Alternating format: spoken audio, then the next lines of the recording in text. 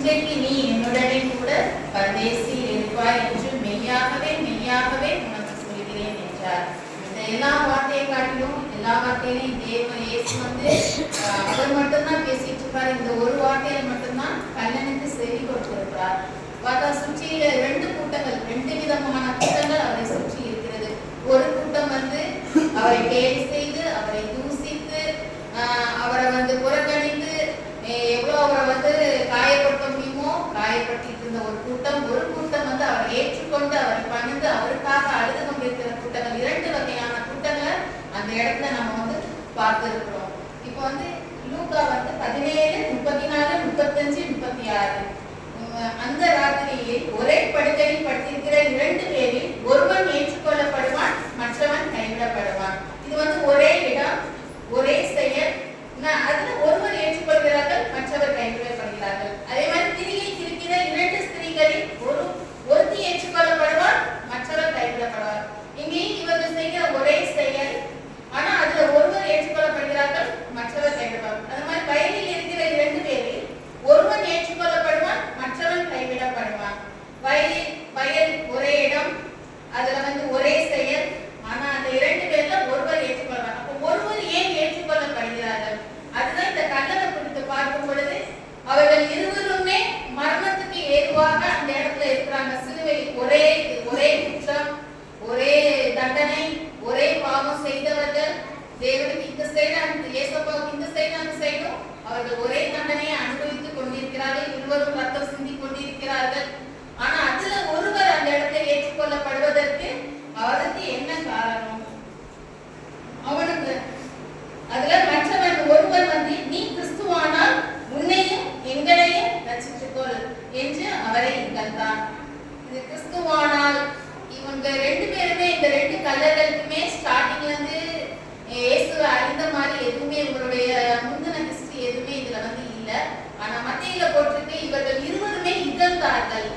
Starting தெரிஞ்ச மாதிரி இல்ல, ரெண்டு பேருமே இகழ்ந்தார்கள் தான்.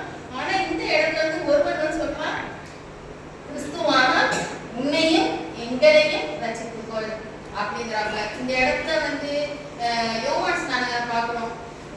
பாதரட்சியின் வாரை அப்படிங்கிறதுக்கும் நான் பார்க்கிறேன் அல்ல என்று அவர் சொல்கிறார். ஆனா இந்த இடத்துல கல்லன் தனக்கு ஈக்குவலா ஒரே நேர்கோட்ல என்னையும் உன்னையும், அந்த இடத்துல அவன் என்னை ரட்சித்துக்கொள் சொன்னா கூட ஓகேங்கலாம். பார்த்தா என்னையும் உன்னையும்ங்கிறப்போ அவரோட அவன் ஈக்குவலா இந்த மாதிரி பேசும்போது அந்த இடத்துல அவர் அவுட் ஆயிடுறாங்க. அடுத்து ரெண்டாவது மற்றவன், நீ இந்த ஆக்கினை உட்பட்டவனாக இருந்து தேவனுக்கு பயப்படுகிறது இல்லையா?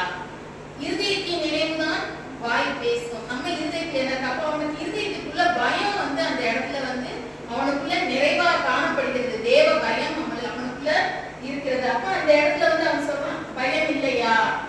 அடுத்து சொல்றான், அவனுடைய நாமும் நியாயப்படி தண்டிக்கப்படுகிறோம். அவனுக்கு தன்னுடைய குற்றம் செஞ்சிருக்கோம், நம்மளுடைய கிரியைகளுக்கு தக்க பலனை நம்ம இப்ப இந்த இடத்துல அனுபவிச்சுட்டு இருக்கோம். ஆனா இவர் குற்றம் இல்லாதவர். அவன் தன்னுடைய தவறையும் அந்த இடத்துல உணர்கிறான். இவர் குற்றம் இல்லாதவர்ங்கிறதையும் அந்த இடத்துல அவன் அந்த இடத்துல அறிந்து கொண்டிருக்கிறான். அப்ப அவனுக்கு என்ன இருக்கு? பயம் இருக்கு. தன்னுடைய தவறை உணர்கிறான். அவர் குற்றமில்லாதவர் என்பதையும் அவன் அறிந்து கொள்கிறான். இந்த இடத்துல பயம்ங்கிறது கீழே இயேசுப்பா நிறைய அற்புதங்கள்லாம் செஞ்சாரு. அந்த இடத்துல எந்த இடத்துலயுமே இது இல்ல. இவன் ஏற்றுக்கொள்றது, அவர் அற்புதத்துக்கெல்லாம் பார்த்து ஏற்றுக்கொள்றது வேற. இந்த இடத்துல தன்னோடு இவங்கள மாதிரியே தான் அவரும் ரத்தம் செஞ்சிட்டு இருக்காரு. இவங்களை காட்டும் பாட அவர் அதிகமா அனுபவிச்சுட்டு தான் இருக்காரு. அந்த இடத்துல கடவுளை ஏற்றுக்கொள்கிறது, இயேசுவை ஏற்றுக்கொள்ளுங்கிறது இந்த கல்லனுக்கு ஒரு பெரிய பாக்கியம். அவனுக்கு அந்த இடத்துல இருதயம் திறக்கப்பட்டு இருக்கிறது. ஏன்னா யூதாஸ் காரியத்தை பார்க்கிறோம். அதாவது உங்களில் ஒருவன் என்னை காட்டி கொடுப்பான்ங்கிறப்ப அவனுக்குள்ள என்ன இருதயத்துல சாத்தான் நிறைஞ்சிருந்தான்.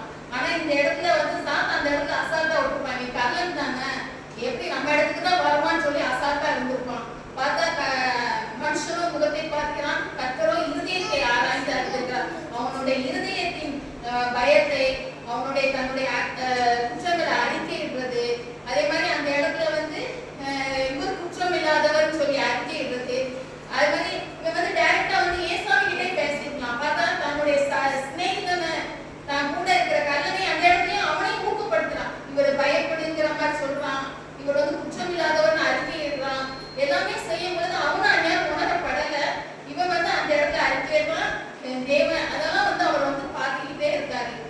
நம்மளுடைய பாவங்களை நாம் அறிக்கையிட்டால் பாவங்கள் நமக்கு மன்னிக்கப்பட்டு எல்லா அநியாயத்தையும் நீக்கி நம்மை சுத்திகரிப்பதற்கு அவர் உண்மையும் நீதியும் உள்ளவராய் இருக்கிறார். இந்த இடத்துல அவனுடைய ஒவ்வொரு காரியங்களையும் அவர் பார்த்து கொண்டிருக்கிறார்.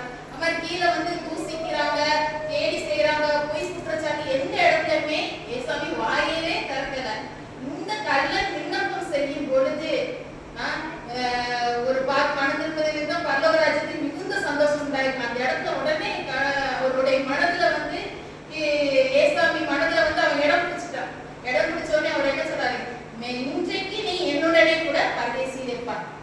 மெய்யாகவே மெய்யாகவே மெய்யாகவே மெய்யாகவேங்கிறது வந்து எபிரேய பாஷை கிரேக்க பாஷையில எல்லாம் ஆமேன் ஆமேன் அந்த அர்த்தம் தான். அப்படியே ஆகிக்கிறது. அப்ப இதை வந்து ரொம்ப ஸ்ட்ராங்கா சொல்றாரு. மெய்யாகவே உனக்கு சொல்லுகிறேன், நான் உறுதியா சொல்றேன், நம்பிக்கையோட சொல்றேன், இது வந்து கண்டிப்பா நடக்கும். நீ என்னுடனே கூட பரதேசியில் இருப்பாய். இன்றைக்கு நீ காத்திருக்கவே வேண்டியதில்லை. ஏன்னா இன்றைக்கு நீ கீழே இறங்கி போய் எந்தவித கிரைகளும் செய்யவே முடியாது. ஏன்னா கிரியை இல்லாத விசுவாசம் செத்தது. ஆனா இந்த கல்லன் போய் கீழே இறங்கி போய் எந்த கிரியைகளையும் நீ நடப்பிக்க போறதில்ல. அந்த இடத்துல அவனுடைய எளிமையான விசுவாசத்தை பார்த்து அவனுக்கு ஒரு பரதேசியிலே இருப்பாய். இப்போ பரதேசிங்கிறது ஒரு பிளேஸ்ங்கிறத காட்டிலும் நீ என்னுடனே கூட பரதேசியில் இருப்பாய்ங்கிறது நாம வந்து இயேசுவோடு கூட இருக்கிற ஐக்கியத்தை வந்து அந்த இடத்துல வந்து குறிப்பிடுகிறது. அப்போ வந்து இதுல வந்து ஏசாமி வந்து அவனை வந்து பார்க்கிற விதம், அதாவது இந்த உலகத்திலே வாழ தகுதி அற்றவன் என்று சொல்லி அவனுக்கு வந்து சிலுவை தண்டனை கொடுத்து மரண தண்டனை கொடுத்தவன தகுதியில்லாத ஒரு பாத்திரத்தை தகுதிப்படுத்த நம் தேவனால் ஒருவர்களால் மாத்திரம்தான் முடியும். அந்த இடத்துல வந்து அந்த சிலுவை பாடுதல், அந்த வேதனை, எல்லா இதுகள் மத்தியிலும் மரண தருவாயில் இருக்கிற ஒரு கல்லனுக்கு ஒரு மன்னிப்பை அருள முடியும் என்றால் நம் ஒவ்வொருவருக்கும் நாம் செய்கிற குற்றங்களை மனதார அவரிடம் மன்னிப்பு கேட்டு நல்ல ஒரு